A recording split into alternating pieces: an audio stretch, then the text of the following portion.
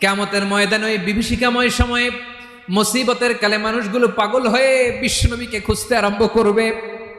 সবাই মিলে বিশ্বনবীর কাছে যেয়ে বলবে, ইয়া রাহমাতাল লিল আলামিন, ইয়া খাতামান নবীন, রাহমাতাল লিল আলামিন। দেখেন আমাদের কি অবস্থা, কি কঠিন বিপদে আমরা আছি, দাঁড়াতে পারি না, সূর্যের আলোতে ঘেমে হয়রান। আজকে কেউ সুপারিশ করতে পারবে না। সব নবীরা অপারগতা স্বীকার করেছে, তারা বলেছে আপনি ছাড়া কেউ নাকি আল্লাহর সামনে দাঁড়াতে পারবেন না, আপনি একটু সুপারিশ করেন। বিশ্বনবী বলবেন, আসো আসো, আজকের দিনে আমি ছাড়া আল্লাহর সামনে কেউ দাঁড়াতে পারবে না। বিশ্বনবী মাকামে মাহমুদে যে আল্লাহু আকবার বলে সিজদায় লুটিয়ে পড়বেন। আল্লাহ রাব্বুল আলামিন বিশ্বনবীকে এমন কিছু চমৎকার শব্দ শিখাবেন, ওই শব্দগুলো দিয়ে আল্লাহর প্রশংসা করে বিশ্বনবী কাঁদতে আরম্ভ করবেন। বিশ্বনবী এমন ভাবে অজর দ্বারায় সিজদায় লুটিয়ে পড়ে কাঁদবেন, রব্বুল আলামিনের রহমতের দরিয়ায় জোশ লেগে যাবে।